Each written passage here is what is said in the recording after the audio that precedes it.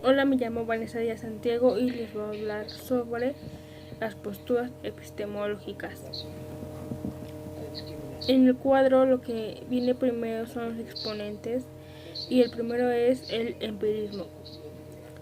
El empirismo fue desarrollado esencialmente por una serie de filósofos ingleses, entre los que se destacan Locke, Hume y J.C. Mill.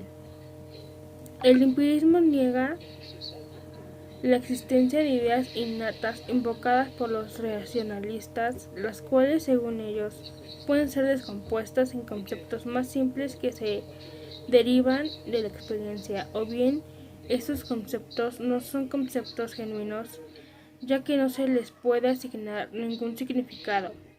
Por ejemplo, el concepto de sustancia de los racionalistas, que es una mera palabra de carácter metafísico que no significa nada. El que sigue es el idealismo. Digamos que para el idealismo objetivo o lógico de Platón, Leibniz, Hegel y otros filósofos, los objetos son engendrados de una forma u otra por factores, causas, creencias o ideas que son independientes de la conciencia humana. Para el idealismo subjetivo de Berkeley, en particular, los objetos que conocemos corresponden a nuestras sensaciones. La existencia de los objetos y consiste en percibidos. Ellos son solo ideas, de ahí el término idealismo.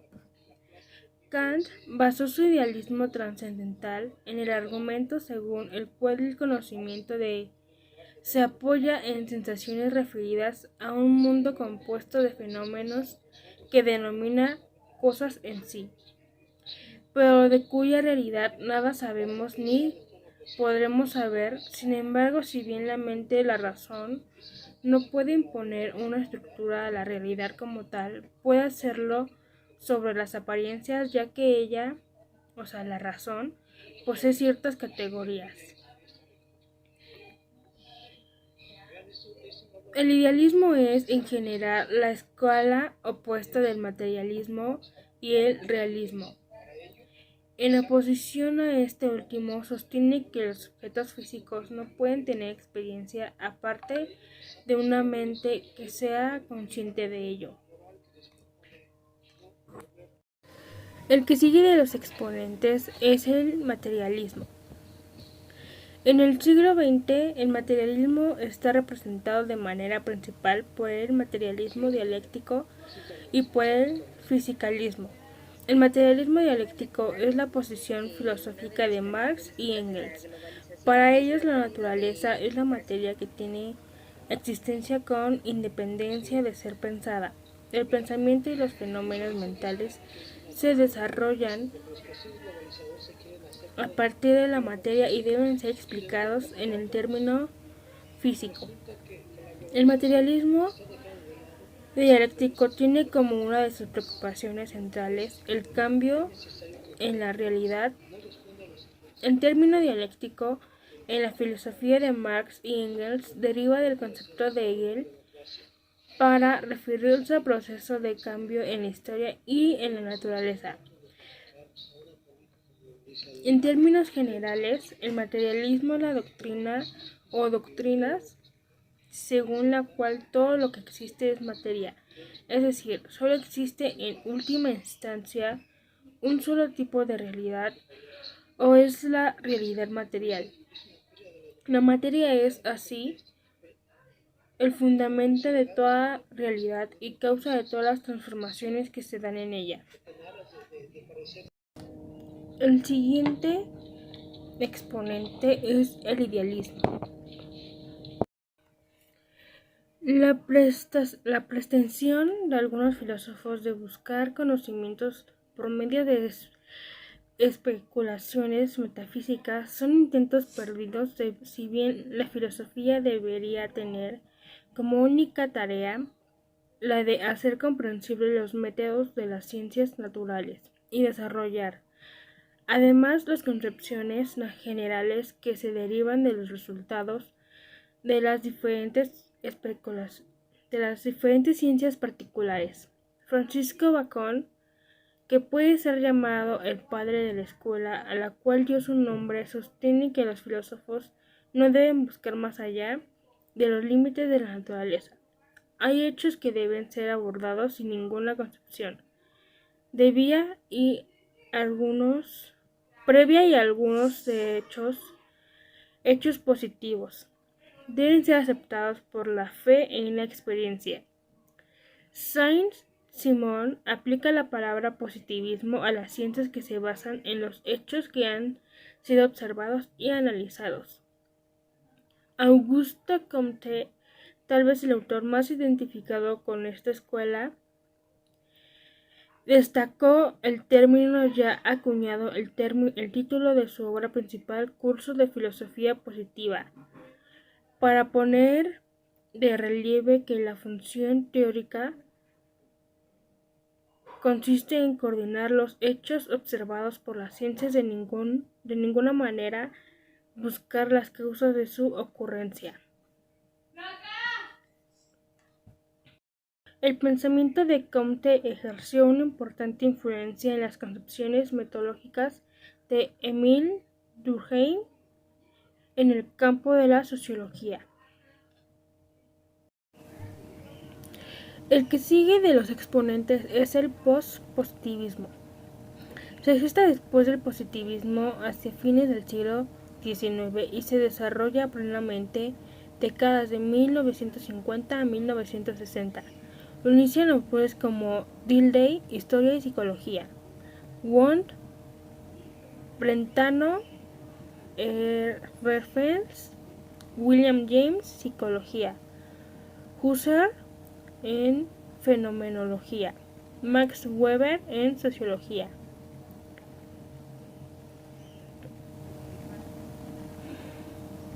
Dualista objetivista modificada se abandona el dualismo en gran parte por ser imposible de sostener, pero la objetividad permanece como un ideal regulador.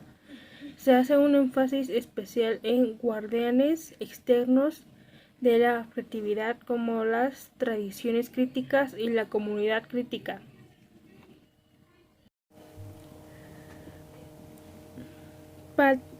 El siguiente que sigue es la fenomenología. El siguiente exponente es sobre la fenomenología. En la época actual, por la fenomenología se entiende la doctrina desarrollada por Edmund Husserl con ese mismo nombre. En ella nos referimos que está muy breve y casi imposible síntesis, entendiéndola como método y como una materia de ver el mundo. Husserl se opone al positivismo y pragmatismo. Si bien conoce el valor limitado en la primera escuela, también rechaza la creencia en una filosofía absoluta.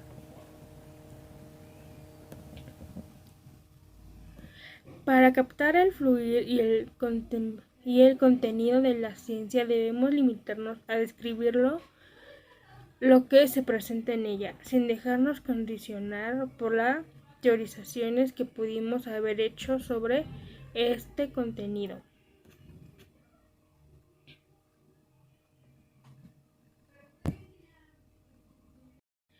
La conciencia para Husserl es siempre una conciencia internacional, es decir, conciencia de alguna cosa. Implica una relación con objeto para acceder a las esencias que aparecen en los fenómenos que se dan en la conciencia. Es necesario purificarlos mediante el procedimiento metodológico de la reducción eidética denominada epoche.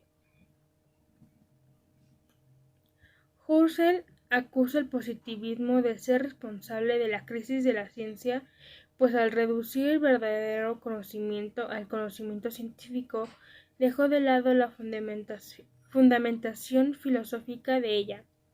Para remediar esta crisis es necesario convertir la filosofía en ciencia, es decir, por un sistema conceptual de validez universal y necesaria como tal.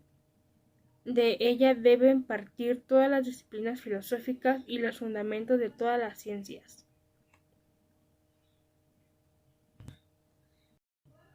El penúltimo de los exponentes es la hermenéutica. A partir de Hans Georg Gadamer, con su obra fundamental Verdad y Método, la hermenéutica deja de ser un método, como diría Dilthey, para convertirse en una doctrina filosófica con una propuesta coherente acerca de la comprensión. Ya su objeto no es la exploración del ser individual, sino la investigación del ser histórico.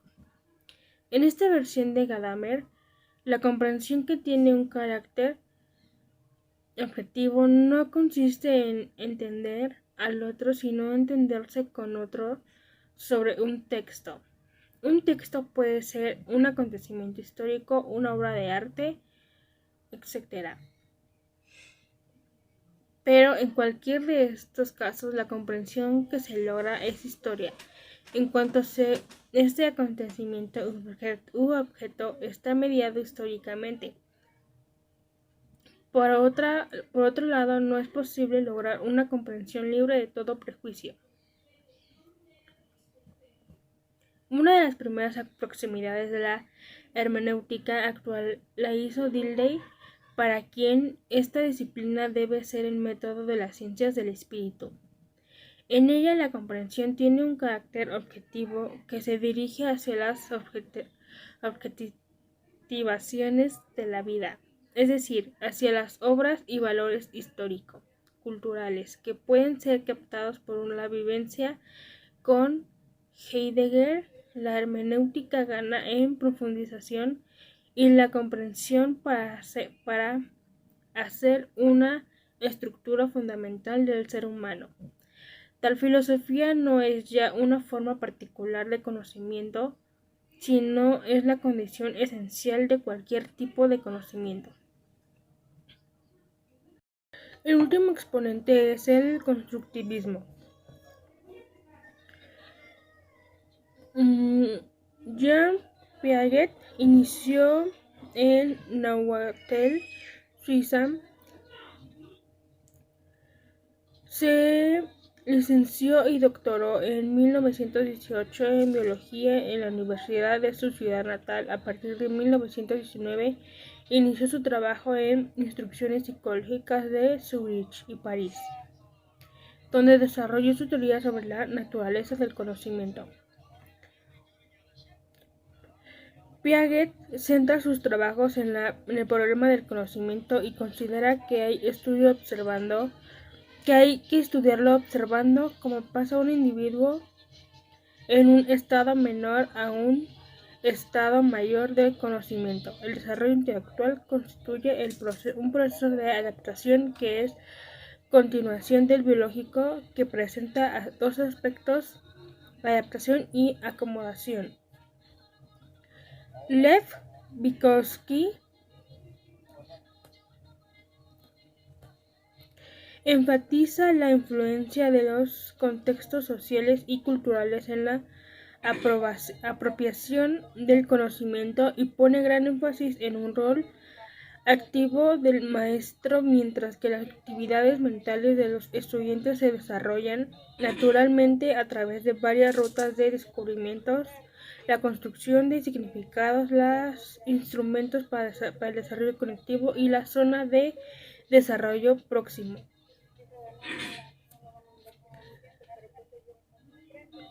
El constructivismo es la idea que mantiene que el individuo, tanto en los aspectos cognitivos y sociales del comportamiento como en los afectivos, no es un mero producto del ambiente, ni un simple resultado de las disposiciones internas, sino una construcción propia que se va produciendo día a día como resultado de la interacción entre esos dos factores.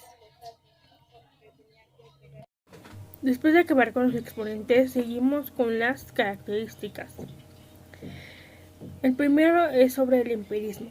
Sostiene que todo conocimiento se basa en la experiencia, afirmación contra la cual se opone directamente al racionalismo de la razón. El idealismo sostiene que los objetos físicos no pueden tener existencia aparte de una mente que sea consciente de ellos. Ha tomado muy diversas variantes y expresiones pueden caracterizarse por la importancia central dada a la consistencia a las ideas, al pensamiento y al sujeto.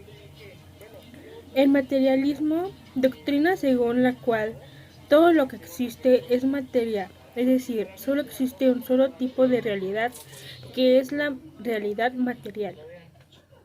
El positivismo es la escuela filosófica según la cual todo conocimiento, para ser genuino, debe basarse en la experiencia sensible. El post-positivismo indica que la realidad es aprehensible de forma imperfecta por la propia naturaleza del ser humano. La fenomenología, doctrina desarrollada por Edmund Husserl, en ella nos referimos como método y como una manera de ver el mundo. La hermenéutica, método de las creencias del espíritu, tiene un carácter objetivo que se dirigen hacia las objetivaciones de la vida, es decir, hacia las obras y valores histórico-culturales que pueden ser captados por la vivencia. Por último, el constructivismo, filosofía de la ciencia, que sostiene que el conocimiento científico es construido por la comunidad científica que busca medir y construir modelos del mundo natural. Algunas semejanzas, las que yo puse fue las semejanzas del positivismo y empirismo. El positivismo es la experiencia de lo positivo y lo contrario en lo no dado o negado. El positivismo concluye que lo único que existe son las vivencias, ya que los conocimientos sociales son producto de la actividad humana.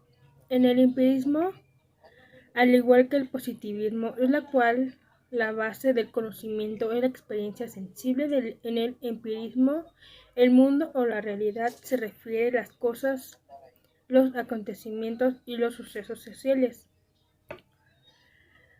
Para terminar lo del cuadro, son las diferencias. Las diferencias que hay entre el positivismo y el empirismo es que el positivismo rechaza toda metafísica para afirmar lo positivo. Los positivistas no se declaran materialistas, sino racionalistas. En la medida en que creen que los hechos sociales son diferentes a los biológicos y psicológicos, y el empirismo es que fue rechazando poco a poco la metafísica. El empirismo se desenvuelve en el punto de vista exclusivamente psicológico. Tiene su fuente en la experiencia y la observación, considerando la razón de gran importancia. Esto fue todo. Muchas gracias. Adiós.